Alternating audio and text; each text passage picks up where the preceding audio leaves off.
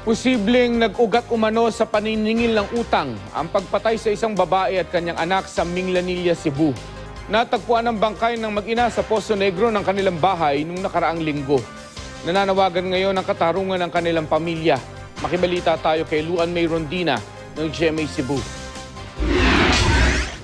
You know, I don't know the minute details of what's been going on every day.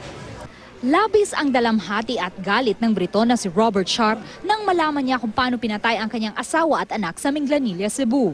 Sa Setyembre sana siya nakatakdang bumalik sa Cebu para makasama ang kanyang mag-inang sina Virginia at Micaela. Hindi niya inaasahang sa kanyang pagbabalik, wala na ang kanyang asawa at anak. Pinas lang ang mag-ina at inilagay pa sa Poso Negro ng kanilang bahay.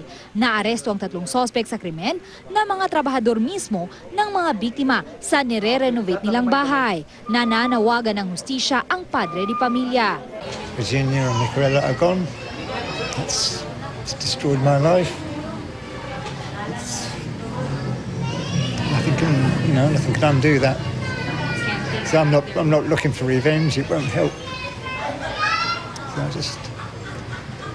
Justice is done quickly. Base sa investigasyon, posibleng ang paniningil ni Virginia ng utang sa kanya ng sospek na si Manuel Labrador ang ugat ng krimen.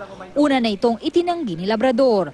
Itinanggi rin ng 2 pang sospek na sina Estelito Ricamora at George Bakiran ang krimen. Nadamay lang daw sila. Bunso sa 8 magkakapatid ang biktima. Agarang hustisya rin ang panawagan ng kanyang ina. Akong anak na namatay kayo, may pa sila kay buhay pa sila. Akong anak dili na ako magkita sa apo.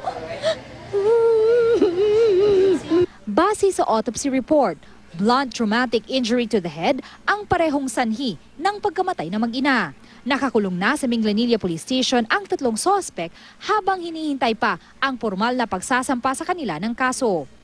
Luan May Rondina, Nagbabalita, Pilipinas.